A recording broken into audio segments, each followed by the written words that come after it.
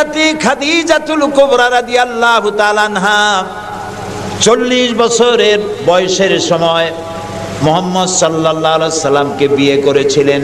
তখন তার বয়স 25 বছর। আর আজ 40 বছর বয়সে নবীজি নবুয়ত পেয়েছেন। 15টি বছর সময় পেয়েছেন রাসূলকে কাছে থেকে দেখার। হযরতে খাদিজা যখনই দ্বীনের দাওয়াত পেলেন, ও দেখা আল্লাহকে বিশ্বাস করতে হবে, মুহাম্মদ সাল্লাল্লাহু আলাইহি সাল্লামের নবুয়ত মানতে হবে, এই প্রশ্ন যখন সামনে এলো, হযরতে খাদিজা কোনো প্রশ্ন তোলেন নাই, এক মুহূর্ত দেরিও করেন নাই, সঙ্গে সঙ্গে পড়ে নিয়েছেন লা ইলাহা ইল্লাল্লাহু মুহাম্মাদুর রাসূলুল্লাহ। হযরত খাদিজা বললেন আবুল কাসেম। তিনি মুহাম্মদ সাল্লাল্লাহু আলাইহি সাল্লামকে আবুল কাসেম বলে ডাকতেন, হে কাসেমের পিতা, হে কাসেমের পিতা। আমি ঈমান আনলাম আল্লাহর উপরে যারে কোনোদিন দেখি নাই। আমি ঈমান আনলাম আপনার প্রতি, সেই আল্লাহর আপনি প্রেরিত রাসূল, নবী হিসেবে মেনে নিলাম। কারণ বিগত 15টি বছর আপনার সাথে থেকে আপনার মধ্যে যে আচরণ দেখেছি, এই আচরণ কোনো সাধারণ মানুষের হতে পারে না। আপনি অবশ্যই আল্লাহর নবী, আমার কোনো সন্দেহ নাই। রাসূলুল্লাহ যা করেছেন, চারিত্রিক বিপ্লব করেছেন। তার কৈশোর, তার যৌবন ওই জনগণের মধ্যেই হয়েছে। আল্লাহ তাআলা সিরিয়া থেকে নবী এনে মক্কায় চাপায় দেন নাই, মিশর থেকে নবী এনে মক্কার উপরে চাপায় দেন নাই। ওই সমাজেই তিল তিল করে তিনি বড় হয়েছেন মানুষের মাঝে। আর মানুষেরা এক পর্যায়ে মুহাম্মদ এই নামটা ভুলেই গেল, তাকে ডাকা শুরু করলো আল আমিন বলে। সুবহানাল্লাহ। এটা নবুয়ত পাওয়ার অনেক আগে তাকে ডাকতো আল আমিন। বিপদে পড়লে বলতো চলো আল আমিনের কাছে যাই, ঝগড়া হলে বলতো চলো আল আমিনের কাছে যাই, আমানত রাখতে হবে চলো আল আমিনের কাছে যাই। তার নামই লোকেরা ভুলে গেল। এক পর্যায়ে নাম প্রচারিত হলো আল আমিন, মানে কি? বিশ্বাসী। তিনি নিজেকে তিল তিল করে গড়েছেন, আল্লাহ তাআলা গড়ে তুলেছেন তাকে। হযরতে খাদিজা তার প্রতি ঈমান আনলেন। রাসূলুল্লাহ দাওয়াত দিলেন তার বন্ধু, যার সাথে তার বন্ধুত্ব ছিল 20 বছরের, হযরতে সাইয়েদুনা আবু বকর রাদিয়াল্লাহু তাআলা আনহু, 20 বছরের বন্ধু। হযরত আবু বকরের কাছে রাসূলুল্লাহ যখন দাওয়াত দিলেন যে আমি আল্লাহর রাসূল, আমার উপর ঈমান আনো, এক আল্লাহর উপর ঈমান আনো, হযরত আবু বকরও এক মুহূর্ত দেরি করেন নাই, বলেছেন আপনি অবশ্যই আল্লাহর নবী, আমার তো কোনো সন্দেহ নাই এর মধ্যে। সুবহানাল্লাহ। রাসূল পাক সাল্লাল্লাহু আলাইহি সাল্লাম এই মক্কি জিন্দেগিতে মানুষদেরকে তৈরি করলেন আল্লাহর ইচ্ছা মাফিক। তিনি দাওয়াত দিলেন একটি, তিনি বললেন ইয়া আইয়ুহান নাস কুলু লা ইলাহা ইল্লাল্লাহ তুফলিহু। হে মানব সকল, পড়ো তোমরা লা ইলাহা ইল্লাল্লাহ। জোরে পড়েন লা ইলাহা ইল্লাল্লাহ, লা ইলাহা ইল্লাল্লাহ। একথা ঘোষণা করে দাও, কোনো ইলাহ নাই, কোনো আইনদাতা নাই, বিধানদাতা নাই, শাসনকর্তা নাই, কেউ নাই ইল্লাল্লাহ, আল্লাহ ছাড়া। এই দাওয়াত যখন তিনি দিলেন, যেই সমাজের লোকেরা তাকে আলামিন বলতো, সেই লোকেরা ফুলের মালা নিয়ে দৌড়ে আসতো নাকি? তারা পাথর নিয়ে ছুটে এলো, কারণ তারা বুঝতো লা ইলাহা ইল্লাল্লাহর মানে কি। লা ইলাহা ইল্লাল্লাহর মানে শুধু কোনো ইলাহ নাই আল্লাহ ছাড়া, মুহাম্মদ সাল্লাল্লাহু আলাইহি ওয়াসাল্লাম আল্লাহর প্রেরিত রাসূল, এই কথাটুকু যদি শুধু হইতো তাহলে মার খাওয়া লাগতো না। রাসূলুল্লাহ মার খান নাই, মুসা আলাইহিস সালাম মার খান নাই, ইব্রাহিম আলাইহিস সালাম খান নাই, এমন কোন নবী নাই। 3 জন নবী ছাড়া, কয়জন নবী ছাড়া? 3 জন নবী ছাড়া মার খান নাই, দেশান্তরিত হন নাই, গালিগালাজ শোনেন নাই, ঠাট্টা বিদ্রুপ শোনেন নাই, এমন কোন নবী নাই। কয়জন নবী বাদে? 3 জন। একজন কে? আদম আলাইহিস সালাম। সে সময় কোনো মানুষই নাই, কাজেই তারে বিরক্ত করবে কে?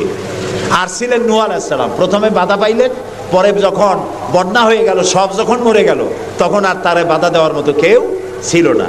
আর একজন ছিলেন হযরত সুলাইমান আলাইহিস সালাম। হযরত সুলাইমানকে আল্লাহ সারা পৃথিবীর রাজত্ব তার হাতের মুঠায় দিয়ে দিয়েছিলেন, সেই জন্য তার বিরোধিতাকারী কেউ ছিল না। এই 3 জন বাদে ইয়া হাসরাতান আলাল ইবাদ, বান্দার উপর আফসোস, এমন একজন নবী রাসূল পাঠাই নাই যার সাথে সমকালীন যুগের লোকেরা ঠাট্টা করে নাই, বিদ্রুপ করে নাই, মারধর করে নাই। সবাই করেছে। কারণটা কি? কারণ কি? কারণ হলো লা ইলাহা ইল্লাল্লাহর মতো বিপ্লবাত্মক রিভলিউশন সৃষ্টিকারী কথা আকাশের নিচে জমিনের উপরে আর নাই। মানে কি? মানে হচ্ছে লা ইলাহা, কোনো ইলাহা নাই, কোনো আইনদাতা নাই, কোনো বিধানদাতা নাই, কোনো শাসনকর্তা নাই, কোনো হায়াত আর মওতের মালিক কেউ নাই ইল্লাল্লাহ, আল্লাহ ছাড়া। এটি বিপ্লব সৃষ্টিকারী কথা। এই কথা যখন হযরত মুসা আলাইহিস সালাম বলেছিলেন ফেরাউনের সামনে, ফেরাউন তখন বলল, মা আলিমতু লাকুম মিন ইলাহিন গায়রি, আমি তো জানি না যে আমি ছাড়া আরো কোনো ইলাহ আছে, তুমি এক নতুন দাওয়াত নিয়ে আসছো। আনা রাব্বুকুমুল আলা, আমি তো বড় খোদা, আমি তো বড় ইলাহ। আমি এই গত 6 তারিখে মিশর সফর করেছিলাম, আমার জীবনের প্রথম এই মিশর সফর। উদ্দেশ্য ছিল মুসা আলাইহিস সালামের দেশ দেখা, ফেরাউনের দেশ দেখা। সেখানে ফেরাউনকেও অবশেষে দেখে এলাম। ফেরাউন মরে গেছে, কিন্তু তার দেহটাকে আল্লাহ তাআলা রেখে দিয়েছেন। আল্লাহ তাআলা তারে বলেছিলেন, যে জায়গায় যে দরিয়ায় তাকে ডুবানো হয়েছে সেই বাহার, সেই সমুদ্র দেখে এসেছি। যেখানে আল্লাহ তাআলা মুসা আলাইহিস সালামের সঙ্গে কথা বলেছেন সেই জায়গাও যাওয়ার তৌফিক আল্লাহ তাআলা দিয়েছেন, সেই জায়গাও দেখে আসছি। ফেরাউন, তাকে দেখার জন্য মিউজিয়ামের মধ্যে ঢুকলাম। 40 পাউন্ড মিশরীয় মুদ্রা, 40 পাউন্ড লাগলো। এরপরে ওর লাশ দেখার জন্য আরো 70 পাউন্ড লাগবে। পয়সা খরচ করে এই শয়তানটাকে দেখতে গেলাম। কারণ আল্লাহ তাআলা বলেছেন, কুল সিরু ফিল আরদ ফানজুরু কাইফা কানা আকিবাতুল মুকাদ্দিবিন, ঘুরে বেড়াও, আমার পৃথিবী ভ্রমণ করো। আল্লাহ তাআলা বলছেন, আমার পৃথিবী ভ্রমণ করো আর দেখো মহাসত্যের অস্বীকারীদের আমি কি পরিণতি করেছি, দেখে আসো। সুবহানাল্লাহ। আমি গিয়ে দেখলাম মিস্টার ফেরাউন শুয়ে আছে, গ্লাসের বক্সের মধ্যে কাপড় দিয়ে জড়ানো, গর্দানটা এরকম চিকন, এতটা লম্বা গর্দান, মুখের মধ্যে দাঁত একটা আছে, হাতে এবং হাত পা বের করা, তাতে কিছু নখ টক আছে এবং মাথায় কিছু চুলও আছে। কয়েক হাজার বছর আগের লাশ। সে যখন ডুবতেছিল তখন বলতেছিল, আমান্তু, না না, হ্যাঁ, আমান্তু কামা আমানাত বিহি বানু ইসরাইল, আমি ঈমান আনলাম বনি ইসরাইলরা যার উপর ঈমান আনছে, আল্লাহর উপর ঈমান আনছে এটা কিন্তু বললো না। বনি ইসরাইলেরা যার উপরে ঈমান এনেছে তার উপরে ঈমান আনলাম। ও আনা মিনাল মুসলিমিন, আল্লাহ আমি তো একজন মুসলমান, আমার আবারও সুবাও কেন? আল্লাহ তাআলা বললেন, আল আন, এখন, ওয়াকাদ আসাইতা কাবলু ওয়া কুনতা মিনাল মুফসিদিন, অথচ তুমি বিদ্রোহ ঘোষণা করেছো আর তুমি সবথেকে বড় সন্ত্রাসী। ও বলছে আনা মিনাল মুসলিমিন, ও বলছে আনা মিনাল মুসলিমিন, আমি তো মুসলমানদের একজন। আল্লাহ কয় ওয়া কুনতা মিনাল মুফসিদিন, তুই তো সন্ত্রাসী, বিপর্যয় সৃষ্টিকারী। আমি তোরে আজ শুধু মারবই না, কে বলতেছেন? আমি তোরে শুধু মারবই না, আলিয়াউমা নুনাজ্জিকা বিবাদানিক, আমি তোর দেহটাকে রক্ষা করব। পানিতে তুই পচবি না, মাটিতে পচবি না, পোকায় মাকড়ে তোরে খাবে না, আমি তোরে শুটকি বানায় রাখবো কিয়ামত পর্যন্ত। এই জন্য শুটকি বানায় রাখবো, পৃথিবীতে যত ফেরাউন তোর মতো পৃথিবীতে আসবে তোরে দেখে যেন শিক্ষা গ্রহণ করতে পারে। আল্লাহ তাআলা ওরে শুটকি বানায় রাখছে। তারপরে দেখলাম বহায়রা কারুন, কারুন অস্বীকার করেছিল মুসা আলাইহিস সালামকে। তার বিশাল সম্পদ, 55,000 একর জমির উপরে ছিল তার বাড়িঘর আর সম্পদ, আহরিত সম্পদ। তার সিন্ধুকের চাবিগুলি বহন করত শত শত উটে। এখন চিন্তা করেন কত সম্পদের মালিক। মুসা আলাইহিস সালাম যখন তার কাছে যাকাতের দাবি করলেন, ঈমানের দাবি করলেন, তখন মুসা আলাইহিস সালামের উপরে বহতান, তাকে লাঞ্ছিত করলো। তাকে দুর্নাম অপবাদ দিল। মুসা আলাইহিস সালাম আল্লাহর কাছে গজব চাইলেন, আল্লাহ তাআলা তারে গজব দিলেন। 55,000 একর সম্পত্তি, বাড়িঘর, আর সে নিজে শুদ্ধ মাটির নিচে আল্লাহ গরক করে দিলেন। এখন বিরাট হ্রদে পরিণত হয়ে গেছে। তারপরে যখন আমি দাঁড়ালাম, দেখতে পেলাম সমুদ্রের মতো কোনো কুল কিনারা নাই, কোনো কুল কিনারা নাই। তার সম্পদ শুদ্ধ আল্লাহ দাবায় রেখেছেন। আল্লাহ তাআলা বলছেন, পৃথিবী ঘোরো আর দেখো মহাসত্যের অস্বীকারীদেরকে কি ধরনের শাস্তি দিয়েছি, দেখে আসো। সুবহানাল্লাহ। এই ফেরাউনের কাছে যখন মুসা আলাইহিস সালাম বললেন, ঈমান আনো আমার উপরে, আল্লাহর উপর ঈমান আনো, সে কয়, মা আলিমতু লাকুম মিন ইলাহিন গায়রি, আমি তো জানি না আমি ছাড়া আরো কোন ইলাহ আছে, আমি তো ইলাহ। তুমি যদি আমাকে ছাড়া কাউকে ইলাহ মানো, লা আজআলান্নাকা মিনাল মাসজুনিন, আমি তোমাকে কারারুদ্ধ করে রাখবো। মুসা আলাইহিস সালাম কয়, তুই কারে জেলের ভয় দেখাও? আমি তো আল্লাহর পয়গম্বর, আমি তো তোমার জেলের পরোয়া করি না। সুবহানাল্লাহ ওয়া বিহামদিহি। মুসা আলাইহিস সালামকে কে পাঠাইছে ফেরাউনের কাছে? কে পাঠাইছেন? আল্লাহ তাআলা নিজে পাঠাইছেন। আল্লাহ তাআলা বলছেন, হে মুসা, আমি তোমাকে আমার জন্য বানাইছি। সুবহানাল্লাহ। ওয়া নাখতারতুকা ফাসতামি' লিমা ইউহা। এখন শোনো আমি তোমারে কি বলি। ইযহাব ইলা ফিরআউনা ইন্নাহু তাগা। ফেরাউনের কাছে যাও, সে সীমা লঙ্ঘন করেছে, তার কাছে দ্বীনের দাওয়াত দাও। মুসা আলাইহিস সালাম বলেন, আল্লাহ, আমি তো কথা বলতে কি একটু তোতলা ভাব, আমি তো কথা ভালো করে বলতে পারি না। রব্বিশরাহ লি সাদরি ওয়া ইয়াসসির লি আমরি ওয়াহলুল উকদাতাম মিন লিসানি ইয়াফকাহু কাওলি। আল্লাহ তাআলা আমার সিনাটারে খুলে দাও, আমার বক্তব্যকে স্পষ্ট করে দাও, আমি যা বলি তা যেন মানুষ বোঝে সুযোগ করে দাও। হারুনা আখিসদুদ বিহি আজরি ওয়া আশরিকহু ফি আমরি, আর আমার ভাই হারুনকে আমার সহযোগী করে দাও। সুবহানাল্লাহ ওয়া বিহামদিহি। তিনি আল্লাহর দাওয়াত দিলেন। এই দাওয়াত দিতে গিয়ে হযরত মুসা আক্রান্ত হয়েছেন, ইব্রাহিম আলাইহিস সালাম আক্রান্ত হয়েছেন, নবী করিম সাল্লাল্লাহু আলাইহি ওয়াসাল্লাম আক্রান্ত হয়েছেন। আবু জাহেল, আবু লাহাব, উতবা, শাইবা, মুগীরা সবাই মিলে বলেছে, আবু তালেবের কাছে মুহাম্মদ সাল্লাল্লাহু আলাইহি ওয়াসাল্লামকে বলুন যেন লা ইলাহা ইল্লাল্লাহর দাওয়াতটা না দেয়।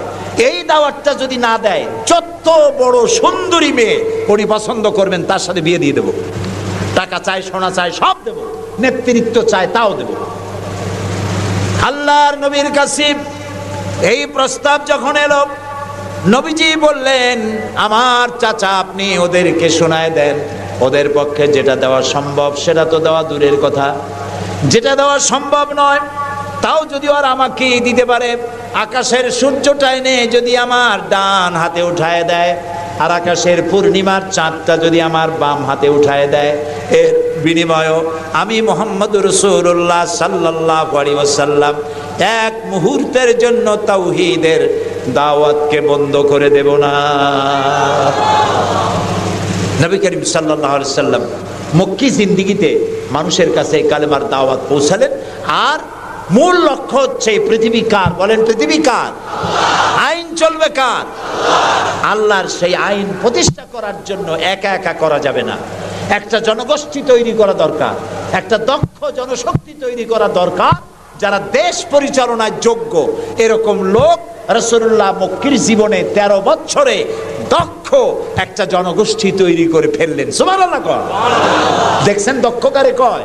আবু বকর, ওমর, ওসমান, আলী, খাব্বাব, খুবাইব, আমের, তালহা, জুবাইর, আবু উবাইদা ইবনুল জাররাহ রিদওয়ানুল্লাহ তাআলা আলাইহিম আজমাইন। এই সব লোক তৈরি হয়ে গেল। সুবহানাল্লাহ। এই সব লোক তৈরি হয়ে যাওয়ার পর যে উদ্দেশ্যে রাসূলকে পাঠানো হয়েছিল সেই উদ্দেশ্য এখন কার্যকরী হচ্ছে। আমরা তো উল্টোপাল্টা কাম করি। 12ই রবিউল আউয়াল আসলেই পতাকা দিয়ে রাজধানী সাজাই। 12ই রবিউল আউয়াল আসলেই বিরাট একটা মিছিল, কোনো একজন লোককে সামনে রাখা, তারপর একটা মিছিল শুরু হয়ে গেল। তোমপে লাখো সালাম। কতগুলা পতাকা নিয়ে লাখো সালাম দিলাম, হাজার হাজার গাড়ি নিলাম, লোকজন নিলাম। এরপরে এক জায়গায় বসে নবী সালাম আলাইকা, ইয়া রাসূল সালাম আলাইকা, গরম গরম জিলাপি। রবিউল আউয়াল শেষ, রাসূলুল্লাহর মহব্বতও শেষ। বিশ্বাস করুন, এই সমস্ত জিনিস দিয়ে মূল টার্গেট টার্গেট থেকে মুসলমানদেরকে সরিয়ে দেওয়া হচ্ছে। আপনারা আমাকে জবাব দেন, যারা এই সব কাজ করে তারা বলে রাসূলুল্লাহর ভালোবাসায় করি। আপনি কি পারবেন রাসূলুল্লাহর লাখো সাহাবীদের মধ্যে একজন সাহাবীও রাসূলুল্লাহকে যে ভালোবাসা দিয়েছেন, পৃথিবীর সব মুসলমান একত্রিত হয়ে অতটা ভালোবাসা কেউ কি দিতে পারবে? পারবে? এবার বলেন, সাহাবীরা এরকম কোন মিছিল করেছেন রাসূলুল্লাহর জন্মদিনে? তার জন্মদিবস পালন করেছেন? করেন নাই। যেটা হাদিসে নাই আমরা তা করতে পারি না। যে মিলাদ এখন পড়া হয়, যে সিস্টেমে পড়ানো হয়, একত্রিত হয়ে ইয়া নবী সালাম আলাইকা, ইয়া রাসূল সালাম আলাইকা, সাহাবীরা এরকম করেন নাই, তাবিঈনরা করেন নাই, তাবিঈনরা করেন নাই। মিলাদের এই সিস্টেম চালু হয়েছে রাসূলের ইন্তেকালের অন্তত 600 বছর পর। ফাইনা তাযহাবুন, কোথায় চলছি আমরা? রাসূলের মূল অনুষ্ঠান ছেড়ে দিয়ে, মূল কাজ ছেড়ে দিয়ে ভিন্ন পথে প্রবাহিত হচ্ছি। আমাদেরকে বিভিন্ন শব্দের মার প্যাচে সিরাতুন নবী করব না মিলাদুন নবী করব, মিলাদ পড়বো তো দাঁড়ায় পড়বো না বসে পড়বো, এই সমস্ত চক্করের মধ্যে ভালাই দিয়া টার্গেটে যাওয়ার পথের থেকে আমাদেরকে বাধাগ্রস্ত করা হচ্ছে। প্রিয় ভাই সব, নবী করিম সাল্লাল্লাহু আলাইহি ওয়াসাল্লাম জনশক্তি তৈরি করে ফেললেন, একটা রাষ্ট্র চালাবার মতো লোক তৈরি হয়ে গেল। আপনি যদি এই যে আর্মির ট্রেনিং হয়, শীতকালীন মহড়া হয়, আর্মির ট্রেনিং হয় কেন? এত পয়সা দিয়ে আর্মি টিকায় রাখা হয় কি জন্য? কি জন্য? দেশ রক্ষার জন্য। আমরা তো সবাই দেশপ্রেমী, আমরা দেশ রক্ষা করতে তো আমরাই পারি। আর্মিদেরকে এত পয়সা খরচ করে করানো হচ্ছে কেন? এই জন্য করানো হচ্ছে, যখন যুদ্ধ বাঁধবে তখন আপনি অস্ত্র চালাইতে পারবেন না, অস্ত্র চালাবার মতো যোগ্যতা সম্পন্ন লোক গভর্নমেন্ট তৈরি করে, প্রতিরক্ষা বাহিনী তৈরি করে, যাতে করে কোনো দেশ আমার স্বাধীন ভূমির উপরে আঘাত করতে না পারে। সেই জন্য এখন এটাকে পরিচালনার জন্য ট্রেনিং দেওয়া হয়। মুসলমানদেরকে আল্লাহ তাআলা কোরআনের মাধ্যমে, ইসলামের মাধ্যমে, হাদিসের মাধ্যমে তাদেরকে ট্রেনিং দেওয়া হয়। জমিন আল্লাহর, আইন চলবে আল্লাহ। আইনের ইমপ্লিমেন্টের জন্য, সে আইন প্রয়োগ করার জন্য দক্ষ যোগ্য জনশক্তি প্রয়োজন। রাসূলুল্লাহ নিজের সোহবত দিয়ে ধন্য করেছেন সাহাবায়ে কেরামদেরকে, তাদেরকে তৈরি করতে সক্ষম হয়েছেন। 13 বছর চলে যাওয়ার পর আল্লাহ পাক তাকে হিজরত করার অর্ডার করলেন। এবার রাসূলুল্লাহ মদিনায় চলে আসলেন। মদিনায় এসে ইসলামী রাষ্ট্রের ঘোষণা দিলেন। সুবহানাল্লাহ বলেন। এবার রাসূলুল্লাহ প্রেসিডেন্ট, এবার রাসূলুল্লাহ কি প্রেসিডেন্ট, রাষ্ট্রপতি। আর তার সংবিধান হলো কোরআন। সংবিধান কি? কোরআন। কোরআনের আইন চালু করে দিলেন। তিনি রাষ্ট্রপ্রধান হলেন। সমাজ থেকে চুরি, ডাকাতি, জেনা, ব্যভিচার, হত্যা, ধর্ষণ সব দূরীভূত হয়ে গেল। আজ মানুষ দরজা খুলে ঘুমাবার সুযোগ পেয়ে গেল। নবী করিম সাল্লাল্লাহু আলাইহি ওয়াসাল্লাম ঘোষণা করলেন, খায়রুল কুরুনি কারনি, সর্বশ্রেষ্ঠ যুগ হলো আমার যুগ। রাসূলের যুগ হলো শ্রেষ্ঠ যুগ। সমাজ থেকে চুরি ডাকাতি নির্মূল হয়ে গেল কোরআনের আইন চলার কারণে। যারা বিরোধিতা করছিল তারাও দেখলো যে মুহাম্মদ সাল্লাল্লাহু আলাইহি ওয়াসাল্লামের সাথে আমরা খামোখাই বিরোধিতা করেছি, উনি তো আমাদের বিরোধী লোক না, উনি তো আমাদের ধর্মের বিরুদ্ধের লোক না, উনি তো দেশে আইন দিয়েছেন এমন যে আইনের মাধ্যমে মানুষ তার নিজের ধর্ম পালন করতে পারে, চুরি করে না, ডাকাতি করে না, মানুষ খাবার পায়, পরার পায়, থাকার পায়, সব কিছুর গ্যারান্টি পেয়েছে। আল্লাহ তাআলা তখন একটি সূরা নাজিল করলেন। আল্লাহ তাআলা সূরা নাসর নাজিল করলেন, ইযা জাআ নাসরুল্লাহি ওয়াল ফাতহ ওয়া রাআইতান নাসা ইয়াদখুলুনা ফি দীনিল্লাহি আফওয়াজা। আল্লাহ তাআলা বলেন, যখন আল্লাহর পক্ষ থেকে বিজয় আসবে, আল্লাহর সাহায্য যখন আসবে, তখন দেখতে পাবে দলে দলে লোকেরা ইসলামে প্রবেশ করছে। রাসূলুল্লাহর ইন্তেকালের সময় দেখা গেল আশেপাশে যত গোত্রে ছিল, এলাকা ছিল, সব পড়ে ফেলেছে লা ইলাহা ইল্লাল্লাহু মুহাম্মাদুর রাসূলুল্লাহ। কাফের বলতে আর কেউ ছিল না। শান্তি পেল, নিরাপত্তা পেল। ইসলাম শান্তি এবং নিরাপত্তা। এই শান্তি এবং নিরাপত্তার পথে মানুষ যাতে আর না আসতে পারে, সেই জন্য আজকের পৃথিবীর বৃহৎ শক্তি লেগেছে ইসলামকে ধ্বংস করার জন্য। আজ আমাদেরকে বলা হচ্ছে সন্ত্রাসী, মুসলমানদেরকে বলা হচ্ছে সন্ত্রাসী আর মৌলবাদ। আপনারা বলেন বাংলাদেশের মতো এত শান্তি আর কোথায় আছে বলেন? এই যে পয়লা বৈশাখ গেল, পয়লা বৈশাখী আনন্দ উদযাপন করার জন্য ঢাকা শহরে যা মানুষ নামলো, ইতিহাসে নাকি এত মানুষ কোনোদিন নামে নাই। পেটে বাচ্চা, কোলে বাচ্চা, ঘাড়ে বাচ্চা, এগুলো নিয়ে রাত 12টা 1টা পর্যন্ত রাস্তায় রাস্তায় হিন্দু মুসলমান দৌড়দৌড়ি করেছে। কোনো অশান্তি ছিল? এই প্রথমবারের মতো বাংলাদেশে গত 30 বছরের মধ্যে গত রমজানে রোজার পূজা একসাথে আসলো, ঠিক না? হিন্দুরা তাদের দুর্গা পূজা করতে পারছে? বলেন না পারছে কিনা? মুসলমানেরা রোজাও রাখতে পারছে, ওরা পূজাও করতে পেরেছে, ঠিক না ভাই? এবার বলেন, এই ফেনীতে আপনারা দুর্গা পূজার সময় কয়টা মূর্তির মাথা ভাঙছেন বলেন? ভাঙছেন? মন্দির ভেঙেছেন? কোন হিন্দু পিটাইয়া ভারতে পাঠায় দিয়েছেন? বাংলাদেশে সাম্প্রদায়িক সম্প্রীতি সব থেকে বেশি ভালো, আলহামদুলিল্লাহ। কিন্তু আমাদের দেশের চিহ্নিত একটি মহল দেশে বিদেশে অনবরত বাংলাদেশের বিরুদ্ধে বলে বেড়াচ্ছে এখানে সাম্প্রদায়িক সম্প্রীতি নাই, এখানে নাকি হিন্দুরা নিরাপত্তা বোধ করছে না, এখানে নাকি সন্ত্রাসের জ্বালা মানুষ অস্থির, আর সন্ত্রাস সব নাকি তৈরি হয় মাদ্রাসায়। এরা মাদ্রাসা বিরোধী, মাদ্রাসা ওদের সহ্য হয় না। প্রিয় ভাই সব, এটাই জন্য আমাদেরকে যে কথার থেকে এই পর্যন্ত এসছি, আমাদের বলা হচ্ছে সন্ত্রাসী মৌলবাদী। বাংলাদেশে সন্ত্রাসী এটি একটি গল্প, আন্তর্জাতিক সন্ত্রাসের সাথে বাংলাদেশের কোনো সম্পর্ক নাই, আলহামদুলিল্লাহ। আমরা আমেরিকাকে বলতে চাই, অভিশপ্ত ইহুদিরা প্রত্যেক দিন প্যালেস্টাইনি মুসলমানদেরকে হত্যা করছে, এটা কি সন্ত্রাসী তৎপরতা নয়?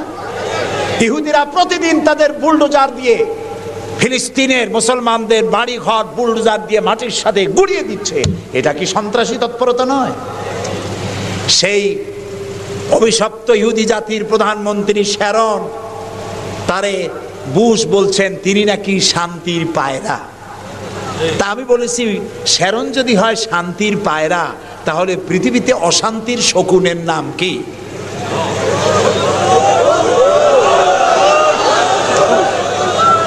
আপনাদের ফতোয়াই কার্যকরী হোক। আল্লাহ আছেন, আল্লাহ আছেন। ও তো ভালো, ফেরাউন ওর থেকে শক্তিশালী ছিল, নমরুদ ওর থেকে শক্তিশালী ছিল। ফেরাউনরে চুবাইয়া আল্লাহ শেষ করছে, নমরুদরে জুতা দিয়ে পিটাই আল্লাহ বিদায় করে দিছে, ঠিক না? সেই আল্লাহ আছে কিনা? জোরে বলেন, আছে। তবে ওয়ামাকারু ওয়ামাকার আল্লাহ ওয়াল্লাহু খায়রুল মাকিরিন। আল্লাহর কৌশল, আল্লাহ সব থেকে বড় কৌশলী। ও বলতেছে মুসলমান শেষ করে দেবে, কলে কলে সব শেষ করবে, মুসলমান ইসলামের রাষ্ট্র শেষ করে দেবে। আল্লাহ তাআলা তার ঘরের মধ্যে মুসা আলাইহিস সালামের মারার চেষ্টা করছিল না ফেরাউন? একটা পুরুষও বাঁচতে দেবে না, সব মেয়ে লোক জিন্দা রাখবো, মেয়ে লোক সব মেরে ফেলবো, এরকম বলছিল না?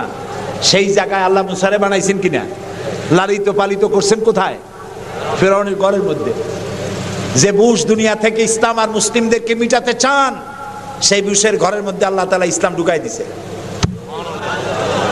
উনি লাগছেন ইসলাম রে শিকল কাটার জন্য, মেয়ে লোকরে মসজিদের ইমামতি করার জন্য।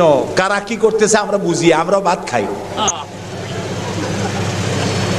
আমার জাতি মদ খাইয়া চোখ লাল করে না, আল্লাহর মেহেরবানি। তোমার জাতি করে। আমেরিকায় মেন্টাল হসপিটালের রুগী সব থেকে বেশি, পাগল বেশি দুনিয়ার সব জায়গায়। দুনিয়ার সবচাইতে বেশি পাগল কোন দেশে? আমেরিকায়। কারণ ওদের ব্রোকেন ফ্যামিলি, যৌথ পরিবার না, স্বামী স্ত্রী বিশ্বাস করে না, স্ত্রী স্বামীরে বিশ্বাস করে না, বাপ ছেলেরে স্নেহ করে না, ছেলে মায়ের ভক্তি করে না। অশান্তির জ্বালায় মাথার চুল চতুর্দিক দিয়ে কাটিয়া মাথার উপরে তালপট্টির দ্বীপ বানায় রাখে। কেউ বা মাথার চুল ছোট ছোট করে কাটিয়া পিছনের দিকে বাসার নাম্বার, মোবাইল নাম্বার লিখে রাখে। আমি দেখে কইছি, শয়তানে যদি দেখে, শয়তান খালি কানবে আর বলবে যে আমি শয়তান হয়েছিলাম কি কাজে। এইটা তো খাড়া শয়তান। শান্তি নাই, অশান্তির দাবানল জ্বলছে গোটা আমেরিকা জুড়ে। ওরা মুসলমানদের ঐতিহ্য ধ্বংস করার জন্য একটা কোথার থেকে শয়তান মহিলা এনে মসজিদের ইমামতি করেছে। আর ওর পেছনে যারা নামাজ পড়ছে সেগুলো সব বেনামাজি, কোনো নামাজি না। আর যিনি ইমামতি করেছেন পত্রিকা এসেছে তার নাকি স্বামী ছাড়াই একটা বাচ্চাও হয়েছে। এই হলো ইমাম। যে জাতের ইমাম সেই জাতের মুয়াজ্জিন, সেই জাতের মুক্তাদি। প্রিয় ভাই সব, 9/11-এর পরে ওই জাতির মধ্যে চিন্তা হয়েছিল যে মুসলমানেরা নাকি বোমা মারে সব জায়গায়। পত্রপত্রিকা আসছে মুসলমানরা বোমা মারছে। তো মুসলমানরা এই আধুনিক বোমা বানাবার শক্তি পায় কোথায়? নিশ্চয়ই কোরআন শরীফ আছে। এই কোরআন শরীফ পড়া শুরু করলো। কোরআন শরীফ পড়িয়া তারা দেখতে পেল যে এর মধ্যে তো বোমা বানাবার কথা নাই, বরং সন্ত্রাসের বিরুদ্ধে বক্তব্য আছে। সন্ত্রাসীদের কি শাস্তি হবে তাও সূরা মায়েদার মধ্যে আল্লাহ বলে দিয়েছেন। এখন কোরআন শরীফ পড়ে পড়ে অবস্থা এই হয়েছে, প্রত্যেক বছর আমেরিকায় 20 থেকে 25 হাজার আমেরিকান সাদা খ্রিস্টান ইসলাম কবুল করে মুসলমান হয়ে যাচ্ছে। ঠেকাইতে পারবে না ইসলামকে। ইসলাম হলো সূর্যের মতো, এদিক দিয়ে ডুবে দেখা যায় পশ্চিম দিক দিয়ে ডুবে গেছে, আর বুঝি উঠবে না। সকালবেলা দেখে পূব দিক দিয়ে কি হয়েছে, উদিত হয়ে গেছে, আবার ওদিকে ডুবলো, এদিক দিয়ে উঠলো। ইসলামও এইরকম। মনে হয় ইরাকে ইসলাম শেষ, আফগানে শেষ হয়ে গেল, আল্লাহ তাআলা আবার ফিলিস্তিন দিয়ে উঠায় দেবে, বাংলাদেশ দিয়ে উঠায় দেবে, কাশ্মীর থেকে উঠায় দেবে। ইসলাম রে নিবাইতে পারবে না। ইউরিদুন আলী ইউতফিউ নূর আল্লাহ বিআফওয়াহি আল্লাহু মুতিম্মু নূরি। মুখের ফু দিয়ে ইসলামকে নিবানো যাবে না। এটা কার? ইসলাম কার? আল্লাহ তাআলার। সেই জন্য আমরা চাই ইসলামকে মানুষকে বুঝায়া, মানুষকে আস্তে আস্তে ইসলামের দিকে নিয়ে আসা। আল্লাহ তাআলা আমাদেরকে সেই তৌফিক দান করুন, আমরা বলি আমিন। আমার জন্যে যদি কোনো বুলেট এর উপরে আমার নাম লেখা থাকে, পৃথিবীর সমস্ত মানুষ আমাকে পাহারা দিয়ে সেই বুলেট থেকে আমাকে রক্ষা করতে পারবে না। আর যদি কোনো বুলেটে আমার নাম লেখা না থাকে, সারা পৃথিবীর সমস্ত মানুষ বৃষ্টির মতো গুলি বর্ষণ করলেও একটি গুলিও আমাকে বিদ্ধ করতে পারবে না। এটার নাম হলো ঈমান। এটার নাম কি? এই ঈমান পেলাম কোথায়? কোথায় পেলাম? কোরআন শরীফে। কোথায় পেয়েছি? আল্লাহ রাব্বুল আলামিন বলেন, وما هم بضارين به من أحد إلا بإذن الله। একথা সুস্পষ্ট, আল্লাহর অনুমতি ব্যতিরেকে বান্দার কোনো ক্ষতি সাধন কেউ করতে পারে না। জোরে বলেন সুবহানাল্লাহ। কেউ কারো কোনো ক্ষতি করতে পারবে না। যেটা ক্ষতি যদি কিছু থাকে কিসমতে, ওটা তো মুকদ্দার ছিল, তকদির ছিল, সেটাই হবে, এর বাইরে কিছুই হবে না। সুতরাং মুমিন ব্যক্তি সে সাহসী হবে, সে কখনো চিন্তা করবে না মৃত্যুর ভয়ের। উদ্দেশ্য হাসিলের জন্য হয় শরীরের পতন, না হয় মন্ত্রের সাধন। ডু অর ডাই, সে আল্লাহর জন্য তার জীবন দিতে প্রস্তুত থাকবে। কারণ আল্লাহ রাব্বুল আলামিন বলেছেন, ইন্নাল্লাহা আশতারা মিনাল মুমিনিনা আনফুসাহুম ওয়া আমওয়ালাহুম বিআন্না লাহুমুল জান্নাহ। আল্লাহ পাক বলেন, আমি আমার মুমিনের জান আর মালকে আমি খরিদ করে নিয়েছি, বিনিময়ে আমার বান্দাকে আমার জান্নাত দান করে দিয়েছি। জোরে কোন সুবহানাল্লাহ। মুমিনের জান আর মালকে নিয়েছেন, বিনিময় কি দিবেন? জান্নাত দান করে দিবেন। এটা হলো মুমিনদের আল্লাহর প্রতি ঈমান আনার জন্য 3 নম্বরের কোয়ালিটি। 4th নম্বরে আল্লাহর উপর ঈমান আনলে 4 নম্বরের যে ফায়দাটা, সে ফায়দা হচ্ছে আশাবাদ এবং মানসিক প্রশান্তি। আল্লাহর প্রতি একটা নির্ভরতা এবং আশার সৃষ্টি হয়ে যায়। সে কখনো নিরাশ হয় না। কারণ একটা মানুষ পাপ করলো, চুরি করেছে, ডাকাতি করেছে, জেনা করেছে, হত্যা করেছে, শয়তানি করেছে, বদমাশি করেছে, সব করেছে। এখন শয়তান তাকে ওয়াসওয়াসা দিতে পারে। সেই জন্য আল্লাহ রাব্বুল আলামিন বলেছেন, লা তাকনাতু মির রাহমাতিল্লাহ। বান্দারে, আমার রহমত থেকে নিরাশ হয়ে যেও না। আল্লাহর রহমত। বান্দা তোমার গুনাহ কতটুকু? তোমার গুনাহ যদি হয় পাহাড় সমান, আমার রহমত আকাশ সমান। তোমার গুনাহ যদি হয়ে যায় আকাশ সমান, তাহলে আমার রহমত তো আমার আরশে আজিমকে ছাড়ায় গেছে। সুবহানাল্লাহ, সুবহানাল্লাহ বলুন। সুতরাং মুমিন বান্দার এই আশা থাকে। গুনাহ মানুষে করেই, গুনাহ করা স্বাভাবিক। আল্লাহ পাক বলেছেন যে ব্যক্তি গুনাহ করে আর এরপরে আমার কাছে মাফ চায়, আমি তাকে ক্ষমা করে দেই, মাফ করে দিই। সুবহানাল্লাহ। সুতরাং ইমানদার লোকদের আশা হয়, দুরারোগ্য ব্যাধি তাকে ধরেছে, সে হতাশ হবে না, মরে যাওয়ার জন্য প্রতীক্ষায় সে সময় গুনবে না, বরং তার মনের মধ্যে আশার সঞ্চার হবে, আমার রোগ আল্লাহ ভালো করে দিতে পারেন। পারেন না? আমাদের জাতির পিতা কি নাম কি? হযরত ইব্রাহিম আলাইহিস সালাম। কোরআন শরীফের ভিতরে তার কথা আল্লাহ পাক কোট করে দিয়েছেন। আমাদের জাতির পিতা হযরত ইব্রাহিম আলাইহিস সালাম বলেছেন, আল্লাযী খালাকানি ফাহুয়া ইয়াহদিন। আল্লাহ তিনি আমাকে সৃষ্টি করেছেন, তিনি আমাকে রাস্তা দেখান। ওয়াল্লাযী হুয়া ইউতঈমুনি ওয়া ইয়াসকিন। আর আমি যখন ক্ষুধার্ত হই তিনি আমাকে খাওয়ান, যখন তৃষ্ণার্ত হই তিনি আমাকে পান করান। ওয়া ইযা মারিতু ফাহুয়া ইয়াশফিন। আর যখন আমি অসুস্থ হই, রোগাক্রান্ত হই, আল্লাহ রাব্বুল আলামিন তখন আমাকে রোগ মুক্ত করে দেন। সুবহানাল্লাহ। আমার অসুখ হলে কে রোগ মুক্ত করেন? সুতরাং দীর্ঘস্থায়ী কোন রোগ হয়েছে, মুমিন হতাশ হবে না, মুমিন হতাশ হবে না। হতাশ হয় কেবলমাত্র কাফের। হতাশ হয় কে? মুমিন কখনো হতাশ হয় না। হতাশ হওয়া ইমানের পরিপন্থী কাজ। আল্লাহ পাক বলেছেন, লা তাকনাতু মির রাহমাতিল্লাহ, আমার রহমত থেকে মায়ুস হয়ো না। দেখেন হযরত আইয়ুব আলাইহিস সালামের কত বড় রোগ হয়েছে, শরীর পোকায় ধরেছে, জর্জরিত হয়েছে, দুর্গন্ধ হয়েছে, গ্রামের লোকেরা তাকে বের করে দিয়েছে, স্ত্রী পুত্র পরিজন সব চলে গিয়েছে।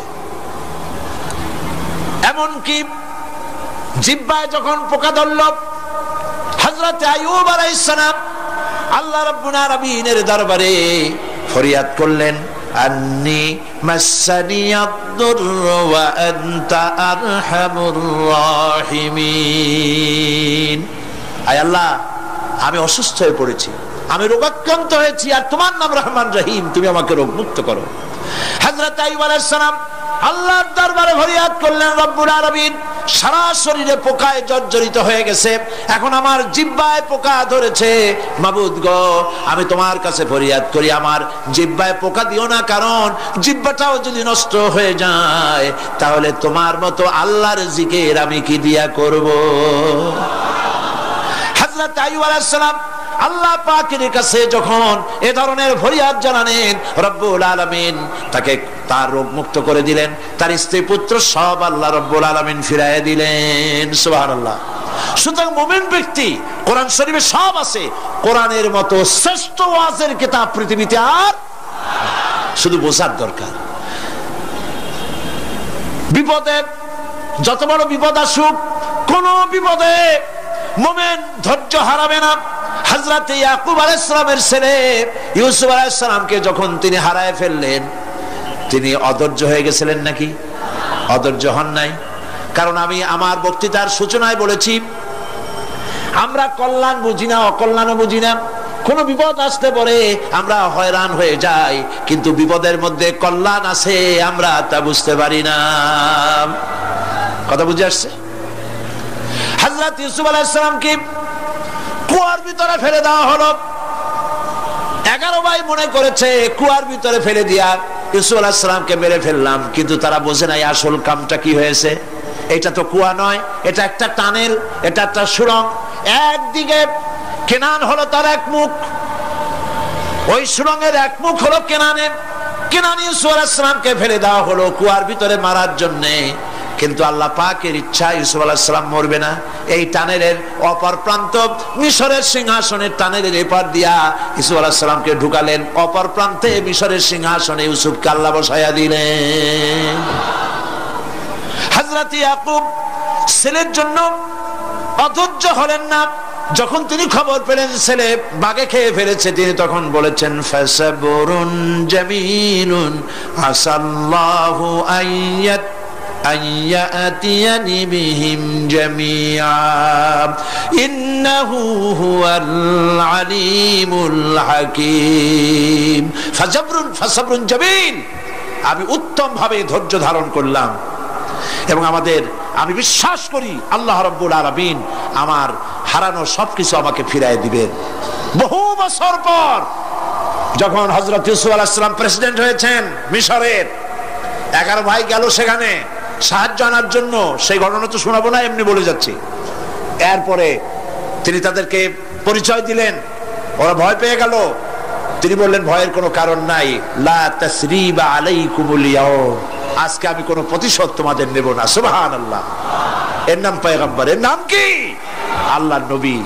আমি আজকে কোনো প্রতিশোধ তোমাদের নেব না, তোমরা যাও। পিতার অবস্থা তিনি জানলেন, কাঁদতে কাঁদতে পিতার চোখ দুটো নষ্ট হয়ে গেছে। ইয়াকুব আলাইহিস সালাম, হযরত ইউসুফ আলাইহিস সালাম বললেন যাও। নিজের জামাটা খুললেন, গায়ের জামা খুলে বললেন ভাইরা আমার এই জামা নিয়ে যাও, আর আমার আব্বার চোখের উপরে এই জামাটা রেখে দিও। ছেলেরা যখন হযরত ইউসুফ আলাইহিস সালামের জামা নিয়ে মিশর থেকে রওনা করেছে, গল্প নয়, উপন্যাস নয়, আল্লাহ পাক এই কোরআন শরীফের সূরা ইউসুফে বলেছেন জামা নিয়ে মিশর থেকে রওনা করেছেন। কোথায় মিশর আর কোথায় কেনান? কেনানে বসে হযরত ইয়াকুব আলাইহিস সালাম বলছেন তোমরা যদি আমাকে মতিভ্রম পাগল যদি মনে না করো তাহলে একটা কথা বলি, আমার নাকে এখন আমি ইউসুফের গন্ধ পেতেছি। তোমরা যদি আমাকে মতিভ্রম না করো তাহলে আমি বলি আমি কিন্তু ইউসুফের গন্ধ পেতেছি। সুবহানাল্লাহ।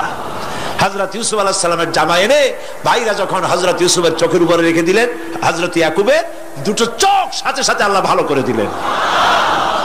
ফাসাবরুন জামিল, ধৈর্য ধরো। ঈমানদার ব্যক্তি আশার উপরে তার জীবন বাঁচে, কারণ যত বড় বিপদ আসুক না কেন আশ্রয় পাওয়ার একটা জায়গা আছে, তার নাম হলো আল্লাহ। নাম কি? বলেন আল্লাহ। সবাই বলেন আল্লাহ আল্লাহ আল্লাহ আল্লাহ। হযরত ইউনূস আলাইহিস সালাম মাছটাকে গিলে ফেলে দিল, মাছটাকে গিলে মাটির অতল তলদেশে চলে গেছে। এত বড় বিপদ পৃথিবীর কোন মানুষের হতে পারে নাকি? বলেন, কি বলেন? মাছের পেটের ভিতরে জানালা নাই, দরজা নাই, বেরোবার কোনো পথ নাই, মাছ গেছে পানির অতল তলদেশ। আল্লাহ পাক কোরআন শরীফের ভিতরে মানুষকে শোনান, আল্লাহ ওয়াজ করছেন। সুবহানাল্লাহ বলেন। আল্লাহ পৃথিবীর মানুষকে ওয়াজ করছেন, দুনিয়ার মানুষকে শোনান। আমার ইউনূস তো ধৈর্য হারা হয় নাই। ওয়াযান্নুন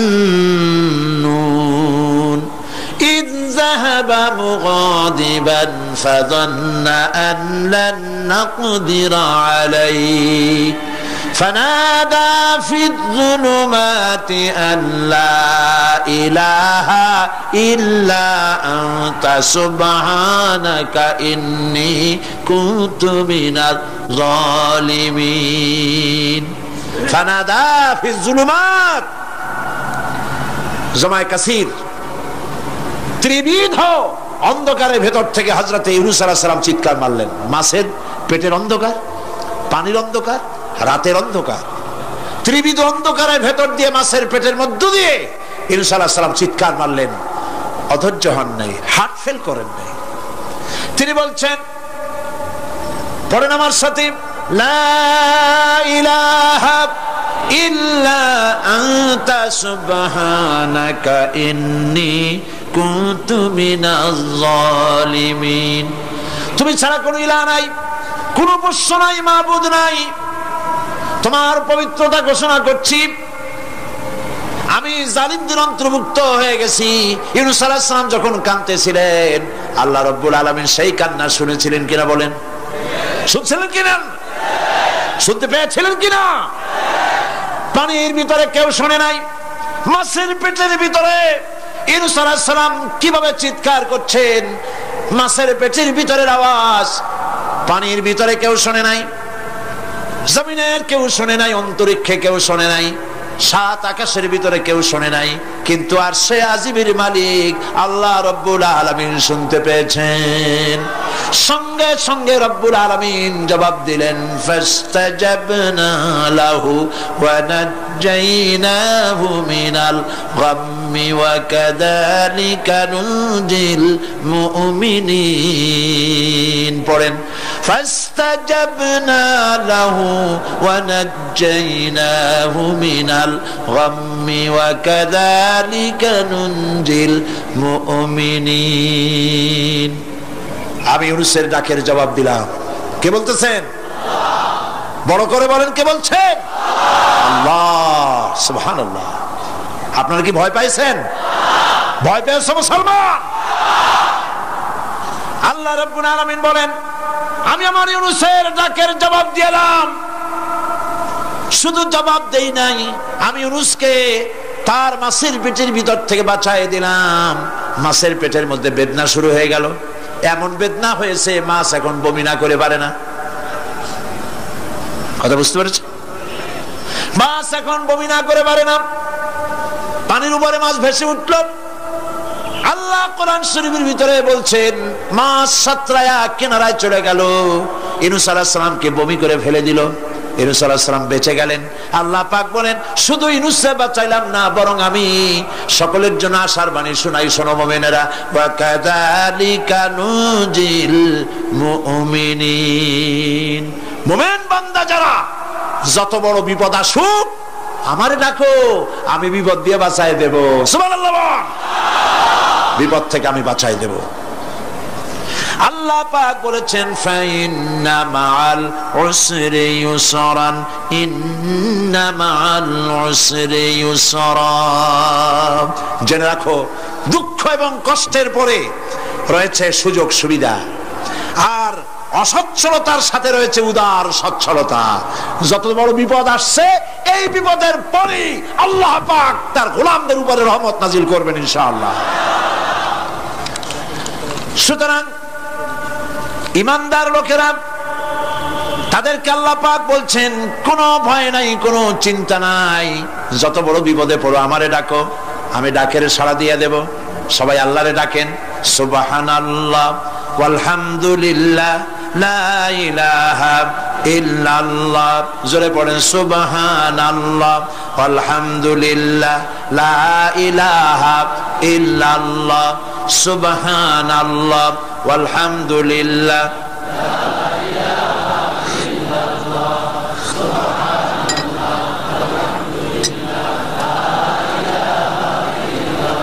লা ইলাহা ইল্লাল্লাহু মুহাম্মাদুর রাসূলুল্লাহ।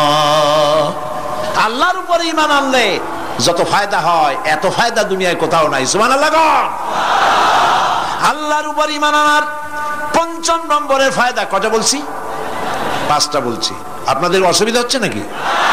তাড়াতাড়ি শেষ করতেছি। 6টা বলবো, 6টা বলবো। এ হলো ৫ম নম্বর। তারপর আমরা দোয়া করব। দোয়ার দরকার আছে কিনা এই সময়? ৫ম নম্বরে আল্লাহর উপরে ঈমান আনলে পরে আরেকটি বড় ফায়দা, সেটা হলো কঠিন এবং কঠোর বিপদে আল্লাহ পাক তার মধ্যে অবিচলতার এবং ধৈর্য ধরার তৌফিক দিয়ে দেন। সুবহানাল্লাহ। যত বড় বিপদ আসুক, সেই বিপদে মুসিবতে আল্লাহ পাক মুমিনদেরকে আল্লাহর উপরে নির্ভরতা শিখায় দেন। সুবহানাল্লাহ।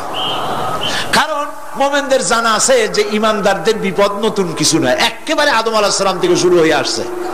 ঠিক কিনা? আদম আলাইহিস সালামের বিপদ হয় নাই? আদম আলাইহিস সালামের বিপদ কি? শয়তান। তার বিপদ কি? শয়তান ছিল বিপদ। প্রত্যেক নবীর সময় মানুষের নবীদের কষ্ট দিয়েছে, তাই নাই? বিশ্বকবি ইকবাল বলেছেন, সতীজা কা রহা হ্যায় अज़ल से ताइम रोज, सतीजा का रहा है अज़ल से ताइम रोज, चरागे मुस्तफा भी से शरारे बुलहबीस। আবহমান কাল থেকে শুরু করে মুহাম্মদ সাল্লাল্লাহু আলাইহি ওয়াসাল্লামের চারাগকে, নূরকে, ঈমানকে, ইসলামকে লিবায় দেওয়ার জন্য আবু জাহেলের গোষ্ঠীরা চিরকাল চেষ্টা করেছে। সব চেষ্টা কর্পূরের মতো উড়ে গেছে, মুহাম্মদ সাল্লাল্লাহু আলাইহি ওয়াসাল্লামের চিরাগ টিম টিম করে জ্বলতে রয়েছে।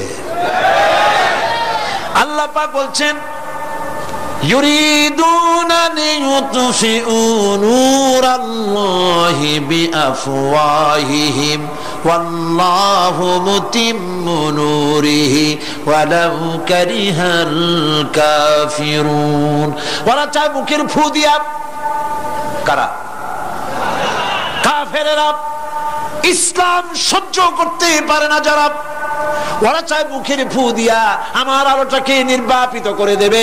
আল্লাহ পাক বলেন, ওয়াল্লাহু মুতিম্মু নূরি, আমি আমার নূরকে পূর্ণতা দান করব, তাতে কাফির বেঈমানদের মনের ভিতরে যত জ্বালা হোক, যন্ত্রণা হোক, ওদের কলজা যত পুরুক, ইসলাম তার বিজয় পতাকা নিয়ে উঠবেই, কেউ ঠেকাতে পারবে না। আল্লাহ রাব্বুল আলামিন, আল্লাহ পাক বলছেন, ওয়া কাযালিকা জাআলনা লিকুল্লি নাবিয়্যিন আদুওয়াম মিনাল মুজরিমিন, আর এমনি করে আমি সকল নবীর শত্রু বানিয়েছি সব পাপিষ্ঠ অপরাধ প্রবণ লোকদের। শুনছেন কথা? শোনেন নাই? আল্লাহ পাক বলছেন, দুনিয়ার সব নবীদের, তাদের জন্য আমি শত্রু বানাইছি কাদেরকে?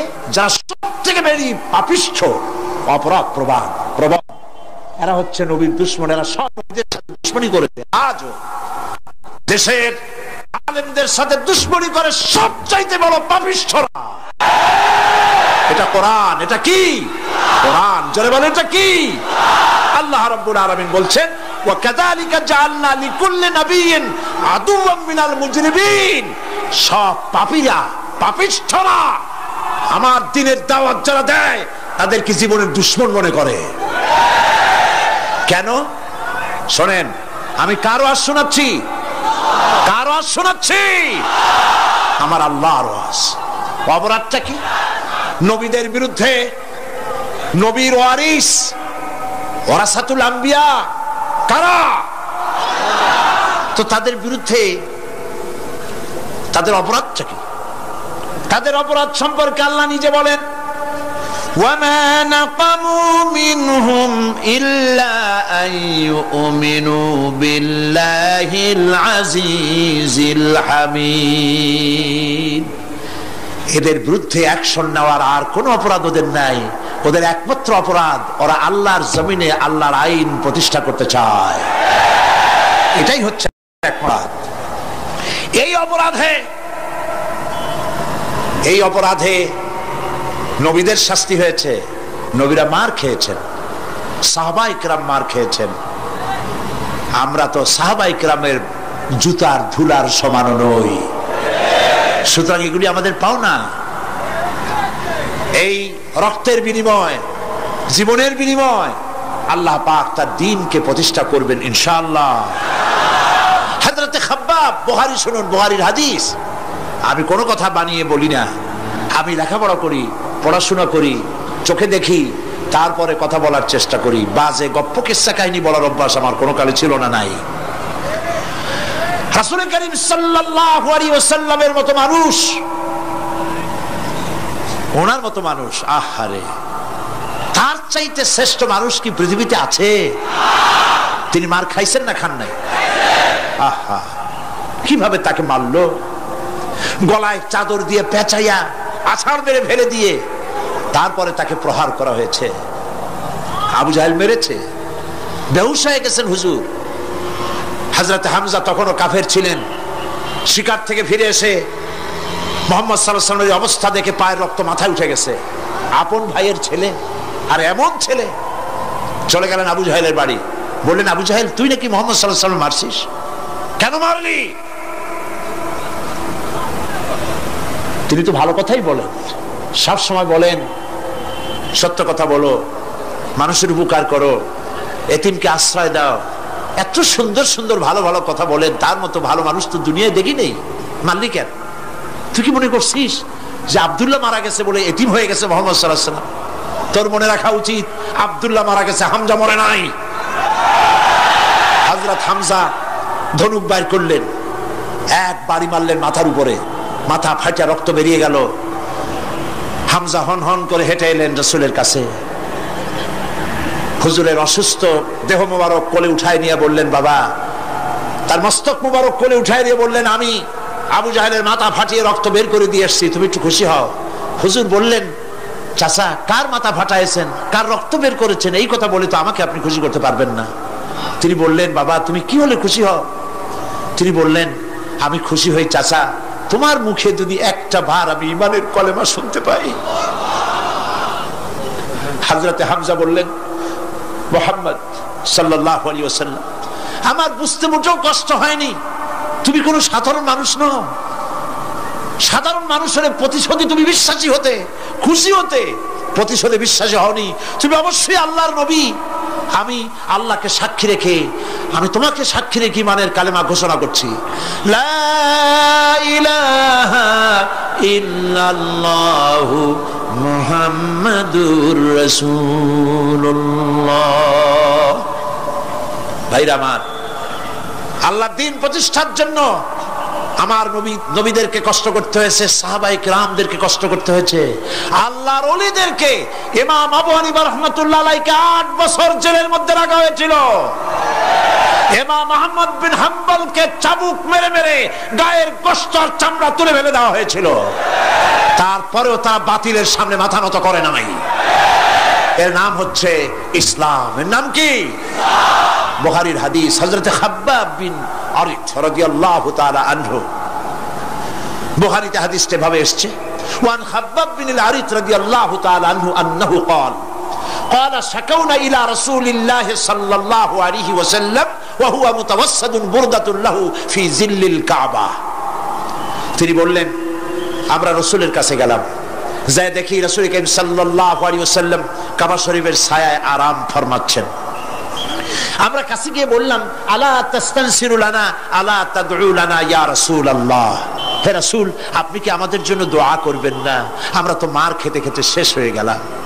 আমাদের খাব্বাবকে, খুবাইবকে, আম্মারকে, সুমাইয়াকে মেরে শেষ করে দিল। ওরা আমাদেরকে না খাওয়ায় রাখে, সারা রাত খেতে দেয় না, ঘুমাতে দেয় না। তারা আমাদের বেলালকে মেরে মেরে রক্তাক্ত করে উত্তপ্ত মরুভূমির উপরে চিৎ করে শোয়ায়, বুকের উপরে পাথর চাপা দিয়ে রেখেছে। ওরা সাহাবায়ে কেরামদেরকে মারতেছে, না খাওয়ায় রাখতেছে। হুজুর, আপনি কি আল্লাহর কাছে দোয়া করবেন না? এখনো কি দোয়ার সময় আসে নাই?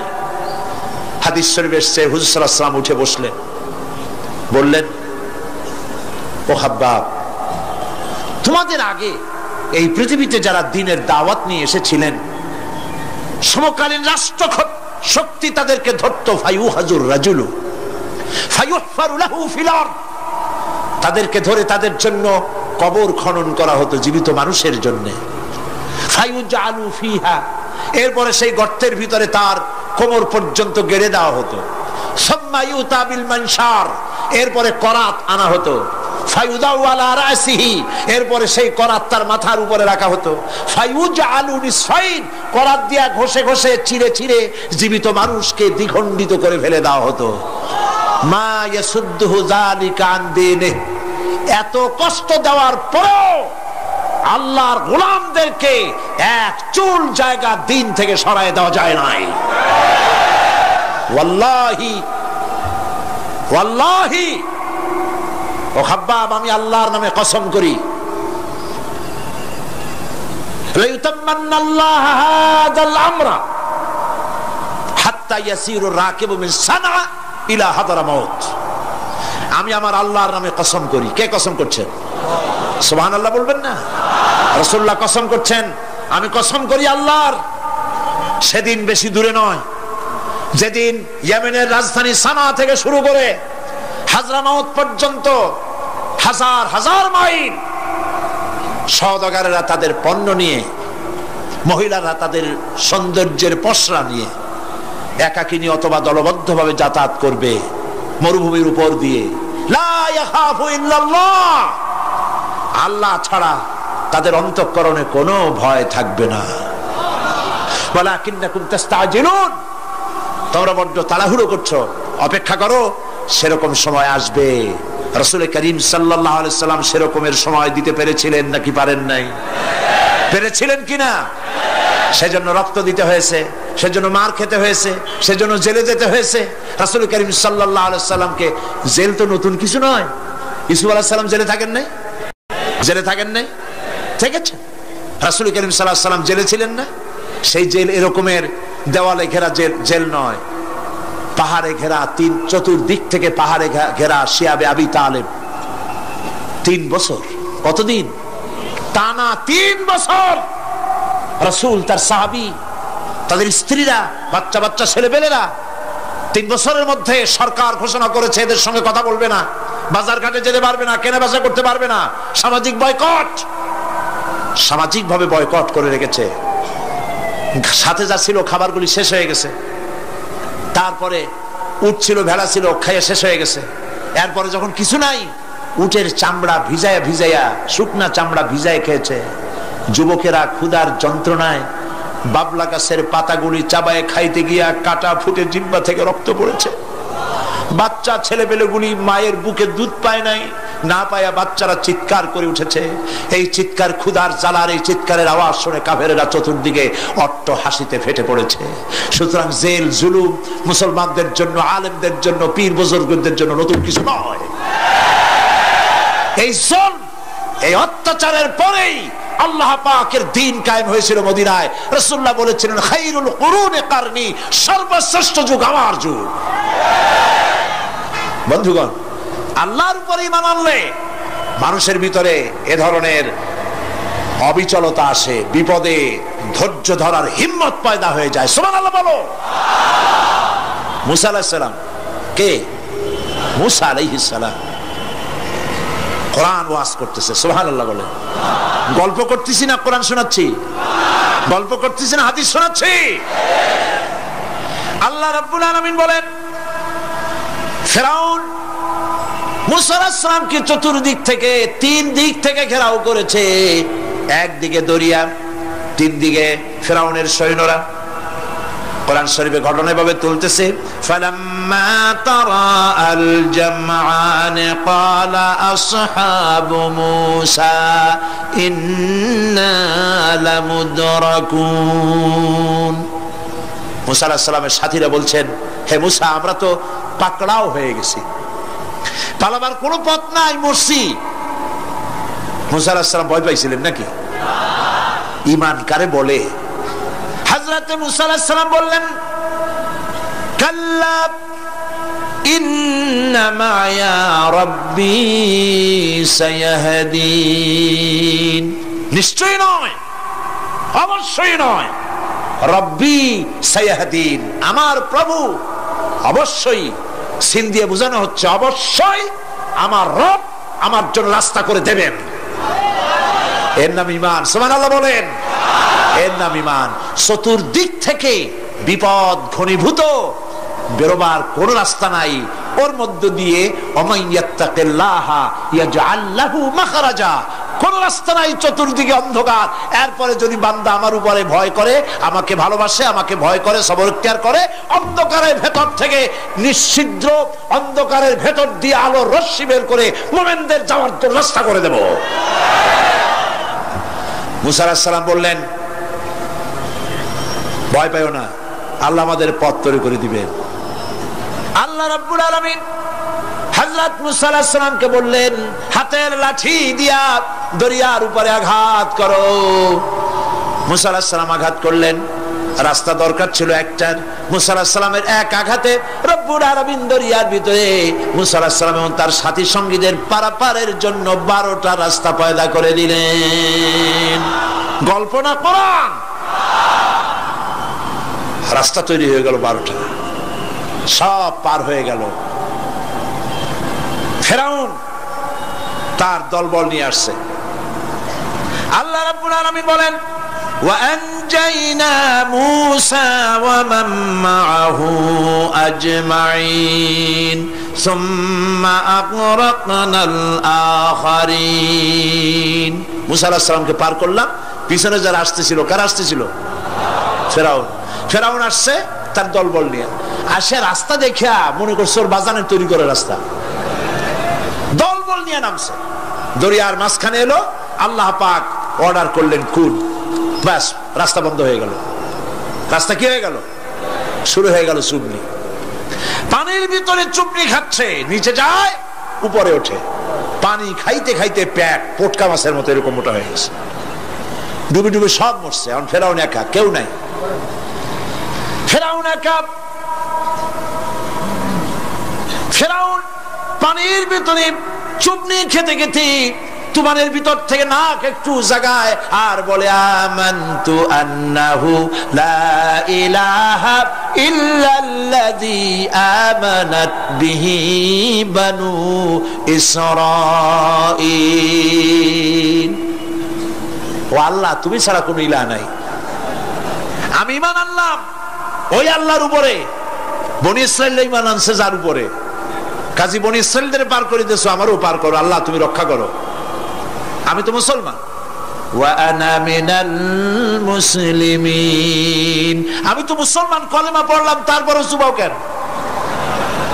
আল্লাহ রাব্বুল আলামিন বলেন আল আন, এখন ওয়াকাদ আসাইতা ক্বাবলু ওয়া কুনতা মিনাল মুফসিদিন, এখন ঈমান আনতেছ, আর এর পূর্বে আমার দিন যারা জমিনে প্রতিষ্ঠিত করতে চেয়েছে তাদেরকে জেল দিয়েছো, জুলুম করেছো, অত্যাচার করেছো, আজ তোমাকে ছাড়বো না। তোমাকে শুধু মারবই না, আলিয়াউমা নুনাজ্জিকা বিবাদানিক, আলিয়াউমা নুনাজ্জিকা বিবাদানিক, আমি তোরে শুধু মারবই না। কে বলতেছেন? জোরে বলেন, কে বলতেছেন? আমি তোরে শুধু মারবই না, আল ইয়াউমা নুনাজ্জিকা বিবাদানিক, আমি তোর শরীরটারে বাঁচায় দেব, তোর শরীর পানিতে পচবে না, পোকায় খাবে না, মাটিতে পচাবে না, তোরে আমি শুটকি বানায় রাখবো কিয়ামত পর্যন্ত। দুনিয়ায় যত ফেরাউন আর ফেরাউনের বাচ্চারা আসে, তোরে দেখে যেন তারা ইতিহাস স্মরণ করে। আল্লাহ রাব্বুল আলামিন কোরআনে কারীমের মধ্যে পরিষ্কার করে মানুষদেরকে বুঝায় দিয়েছেন, আল্লাহর উপর ঈমান আনলে পরে তার হিম্মত বেড়ে যায়, মনের বল বেড়ে যায়। সুবহানাল্লাহ। হযরত রাসূল করিম সাল্লাল্লাহু আলাইহি ওয়াসাল্লাম কাফের বেঈমানেরা চতুর্দিক থেকে বাড়ি ঘেরাও করে রেখেছে, পালাবার কোনো পথ নাই। ঘুমেছিলেন তিনি, জিবরাইল এসে বলেন ইয়া রাসূলুল্লাহ, ঘুমের থেকে জাগুন, আল্লাহ আপনাকে সালাম বলেছেন আর আপনাকে হিজরত করার জন্য মদিনায় আল্লাহর অর্ডার করেছেন। বাড়ির চতুর্দিকে কাফেররা তরবারি নিয়ে দাঁড়ানো। নবীজি ঘুমের থেকে জেগে হযরত আলীকে ডেকে বলেন, আলী রে, আমার বিছানায় আমার চাদর মুড়ি দিয়া ঘুমায় থাকো, আল্লাহ আমাকে অর্ডার করেছেন, আমি মদিনায় চললাম। হযরত আলী হুজুরের দিকে তাকায় বলেন ইয়া রাসূলুল্লাহ, আপনার বিছানায় আপনার চাদর মুড়ি দিয়ে আমি ঘুমায় থাকবো, সকালবেলায় কাফের বেঈমানেরা এই ঘরের মধ্যে প্রবেশ করে আপনার কম্বলের নিচে আমারে দেখে তারা মুহাম্মদ মনে করে আমারই তারা কেটে কেটে টুকরা টুকরা করে দেবে। আমার কোনো আপত্তি নাই, কোনো ভয় নাই, কোনো চিন্তা নাই, কোনো দুঃখ নাই, বরং আমার মনের মধ্যে এটাই তৃপ্তি হবে যে আমি আলীর জীবনের বিনিময়ে আল্লাহর নবী দুনিয়ায় বেঁচে থাকেন। নবীজি ঘরের থেকে বেরোলেন, চতুর্দিকে দেখেন কাফের বেঈমানেরা দাঁড়ানো, শত শত কাফের, হাতে তরবারি। হুজুর সাল্লাল্লাহু আলাইহি ওয়াসাল্লাম এক মুষ্টি বালু হাতে নিলেন, এক মুঠো বালু হাতে নিয়ে ফু দিয়া বালুগুলো ছেড়ে দিলেন। ঘরের চতুর্দিকে যত কাফের ছিল সবগুলির চোখের মধ্যে বালি ঢুকে গেছে। চোখের মধ্যে যদি বালি ঢোকে তাহলে কি মজা লাগে না? দুই হাত দিয়া সমানে ঘষা শুরু করছে কাফেরেরা, দুই চোখ আঙ্গুল দিয়া ঘষাঘষি করছে। এই ফাঁক দিয়া নবীজি বেরিয়ে গেলেন, একটা কাফেরও দেখে নাই নবী কোথায় গেলে। আল্লাহ পাক পরবর্তী সময় নবীজিকে শোনায় দিলেন ওয়ামা রামাইতা ইয রামাইতা ওয়ালাকিন্নাল্লাহ রামা। নবী আপনি নিক্ষেপ করেন নাই, যখন আপনি নিক্ষেপ করছিলেন আপনি তো শুধু ধুলাগুলো ধরে এমনি ছাড়ছেন। ঘরের চতুর্দিকে সমস্ত কাফেরদের চোখে বালি পৌঁছে দেওয়ার দায়িত্ব আমার কুদরত গ্রহণ করেছিল। নবীজি হযরত আবু বকরের বাড়িতে এলেন, দরজায় দাঁড়িয়ে নক করেছেন, ভেতর থেকে আওয়াজ এলো। হুজুর বললেন, ইয়া আবু বকর। হযরত আবু বকর পিছন থেকে দরজার মধ্য থেকে ঘরের মধ্য থেকে জবাব দিলেন, লাব্বাইক ওয়া সাদাইকা ইয়া রাসূলুল্লাহ। হুজুর প্রশ্ন করলেন, আবু বকর গভীর রাত্রে জিবরাইল আমারে ঘুম থেকে জাগাইলো, তোমারে জাগাইলো কে? এক ডাকে উঠলা কেমনে? হযরত আবু বকর বলেন, ইয়া রাসূলুল্লাহ, আপনি আমারে নিয়ে হিজরত করবেন বলেছিলেন, আমি চিন্তা করেছি না জানি কত রাত্রে নবীজি আসেন, আর আমার দরজায় দাঁড়ায়া নবীজি আমারে ডাকবেন, আমি থাকবো শুয়া, বেয়াদবি হয়ে যাবে। এই জন্য বিছানায় না ঘুমায়া আপনার পবিত্র জবানের ডাক শোনার জন্য এত রাত ধরে এই দরজার সঙ্গে দাঁড়ায়া দাঁড়ায়া ঘুমাইতেছিলাম। নবীজি হযরত আবু বকর রাদিয়াল্লাহু তাআলা আনহুকে সঙ্গে করে নিয়া মদিনার পথ পরিহার করে মেসফালার মধ্য দিয়ে যারা হজে গেছেন দেখে আসছেন, মেসফালা জাবালে কেদোয়া, মেসফালার উপর দিয়া জাবালে কেদোয়ার উপর দিয়া আরো একটা পাহাড় পাড়ি দিয়া জাবালে সুরে চড়ে গেলেন। সন্ধ্যা হয়ে গেল, ফজর হয়ে কি বলে ফজরের রক্ত হয়ে গেল। হযরত আবু বকর বলেন, ইয়া রাসূলুল্লাহ, পালাবার উপায় নাই, ধরা পড়ে যাব, তাড়াতাড়ি চলেন গুহার মধ্যে ঢুকি। তবে পাহাড়ে গুহা, সাপ থাকতে পারে, বিচ্ছু থাকতে পারে, আমি আগে ঢুকি, কোনো বিপদ হয় আমার উপরে হয়ে যাক, আল্লাহর নবী সুস্থ থাকুক। হযরত আবু বকর কি মহব্বত, নিজের জীবনের চাইতে রাসূলের মহব্বত বেশি, সুবহানাল্লাহ। এই জন্য নবীজি বলেছেন, ও আমার সাহাবীরা, तमाम পৃথিবীর সমস্ত মুমিনের ঈমান যদি এক পাল্লায় রাখা হয় আর একা আবু বকরের ঈমানটা যদি আরেক পাল্লায় রাখা হয়, তোমরা দেখতে পাবে तमाम পৃথিবীর মুমিনের ঈমানের তুলনায় একা আবু বকরের ঈমানের পাল্লাটা ভারী হয়ে গেছে। হযরত আবু বকর গুহা সাফ করে হুজুরকে ডাকলেন, হুজুর ভিতরে ঢুকলেন, বলেন, আবু বকর, সারা রাতের একটা বিরাট অংশ হাঁটছি, পাহাড় বেয়েছি, কষ্ট হয়েছে, তুমি একটু বসো, তোমার উরুর উপরে মাথা রেখে আমি একটু ঘুমায় যাই। হুজুর ঘুমায় গেলেন। হযরত আবু বকর লক্ষ্য করলেন গুহার গায়ে অনেকগুলি ছিদ্র, এই ছিদ্র দিয়া বড় বড় সাপ বেরোতে পারে, বিচ্ছু বেরোতে পারে, পাহাড়ে কি বেরোয় ভয় পেলেন তিনি জামা ছিঁড়ে ছিঁড়ে, চাদর ছিঁড়ে ছিঁড়ে গর্তগুলি বন্ধ করতে লাগলেন। কয়েকটা গর্ত বন্ধ করা গেল না, কাপড় শেষ। এবার তিনি নিজের পা দিয়া গর্ত বন্ধ করে বসে আছেন। বিষধর এক সাপ বহু চেষ্টা করেছে বেরোবার, কোন পথ না পেয়ে ছিদ্র পথে বেরিয়ে এসে হযরত আবু বকরের পায়ের উপরে দংশন করেছে। হযরত আবু বকর বিষের যন্ত্রণায় চোখ দিয়ে পানি পড়ছে, চোখের পানি দেখে রাসূলুল্লাহ ঘুম ভেঙে গেল। ঘুম ভেঙে হুজুর দেখেন হযরত আবু বকরের চোখে পানি। হযরত রাসূল জিজ্ঞেস করেন, আবু বকর কাঁদো কেন? বাড়ির কথা মনে পড়লো নাকি?